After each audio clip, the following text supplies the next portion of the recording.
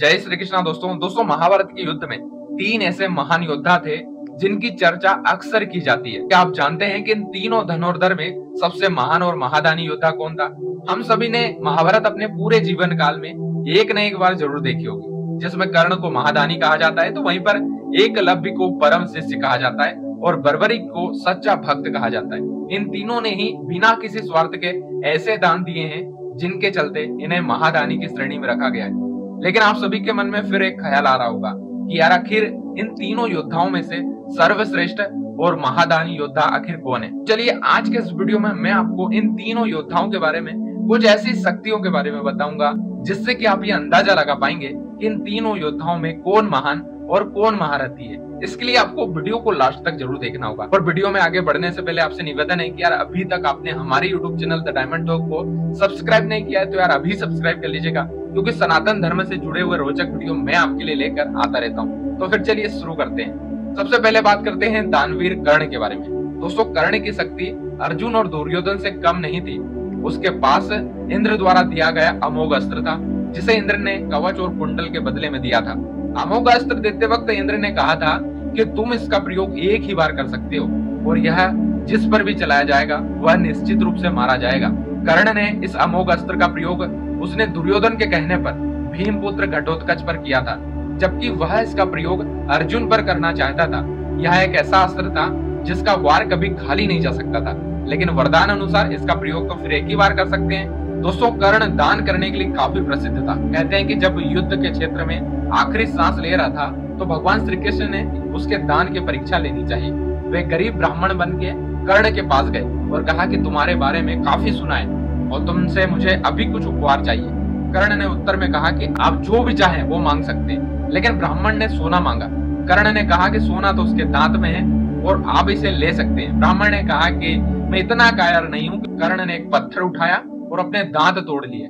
ब्राह्मण ने इसे भी लेने से इनकार कर दिया और कहा कि खून से सना हुआ दांत मैं कैसे ले सकता हूँ। कर्ण ने इसके बाद एक बाण उठाया और आसमान की तरफ चलाया। इसके बाद बारिश होने लगी और दांत धुल गया। दोस्तों युद्ध में एक ओर कृष्ण थे तो दूसरी ओर कर्ण दुर्योधन के तो कृष्ण अर्जुन के दोस्त थे। यदि युद्ध में कर्ण को असहाय स्थिति में देखकर नहीं मारा जाता तो अर्जुन की क्षमता नहीं थी कि वे कर्ण को मार देते।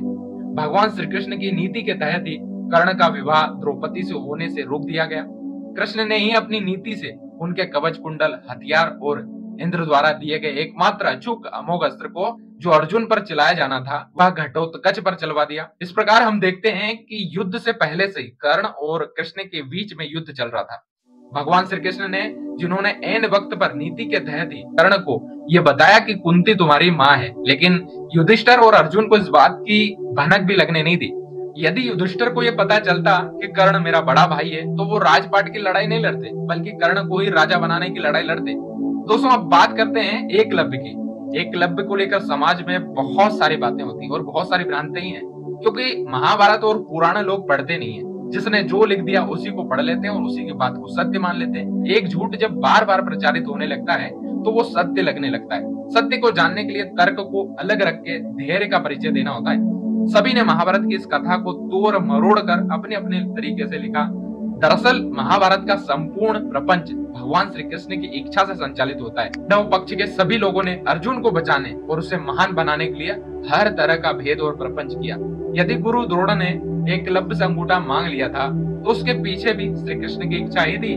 महाभारत में एक स्थान पर श्री कृष्ण ने अर्जुन से स्पष्ट कहा कि तुम्हारे प्रेम में मैंने क्या क्या नहीं किया। तुम्हारी जानकारी के बिना निषाद राज के दत्तक पुत्र एकलव्य को भी वीर गति दिलवा दी, ताकि तुम्हारे रास्ते में कोई बाधा न आए। दरअसल एकलव्य भगवान श्री कृष्ण के पीयू चाचा के पुत्र थे, जिसे बाल्यकाल में ज्योतिष के आधार पर वनवासी भीलराज निषाद राज को सौंप दिया गया था। एकलव्य अपना अंगूठा दक्षिणा में नहीं देते या गुरु द्रोणाचार्य एकलव्य का अंगूठा दक्षिणा में नहीं मांगते तो इतिहास में एकलव्य का नाम नहीं होता।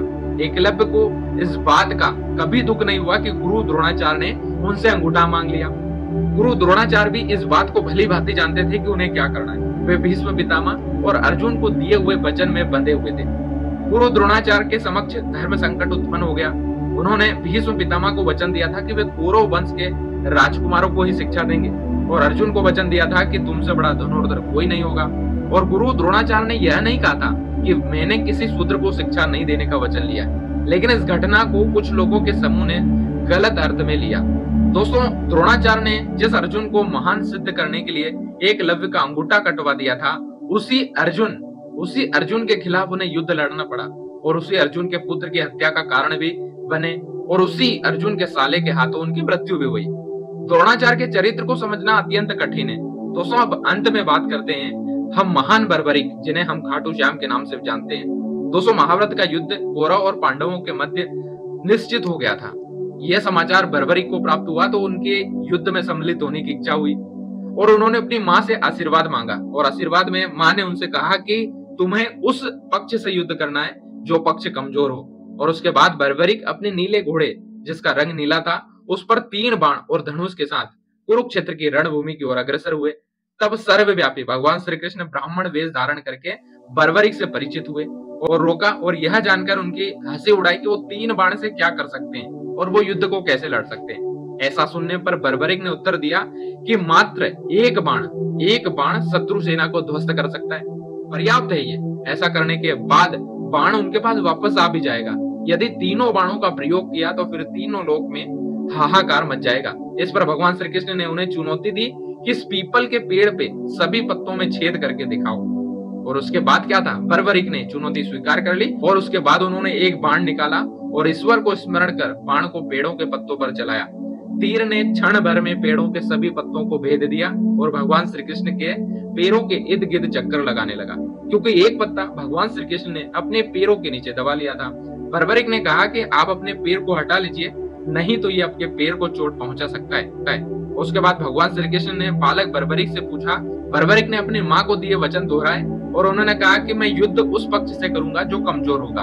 और भगवान श्री कृष्ण तो जानते थे कि युद्ध में हार तो कौरवों की निश्चित है और इस पर अगर बर्बरिक ने उनका साथ दिया तो परिणाम उनके पक्ष में होगा।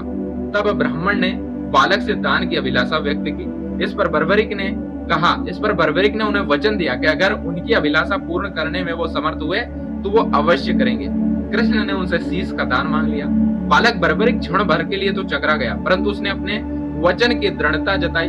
बालक बर्बरिक ने ब्राह्मण से अपने वास्तविक रूप में अवगत होने की प्रार्थना की। उसके बाद भगवान श्री कृष्ण ने बालक की बात को सुन के अपना विराट रूप के दर्शन कराए। उन्होंने बर्बरिक को समझाया कि युद्ध आरंभ होने से पहले युद्ध भूमि की पूजा के लिए एक वीर क्षत्रिय के शीश के दान की आवश्यकता होती है। उन्होंने बर्बरिक को युद्ध में सबसे वीर की उपाधि से अलंकृत किया। बर्बरिक ने उनसे प्रार्थना की कि वह अंत तक युद्ध देखना चाहता है, तो भगवान श्री कृष्ण ने यह बात उनकी स्वीकार कर ली और फागुन मास की द्वादशी को उन्होंने उनका सिर युद्ध भूमि के समीप एक पहाड़ी पर सुशोभित कर दिया, जहां से बर्बरिक संपूर्ण युद्ध का जायजा ले सके।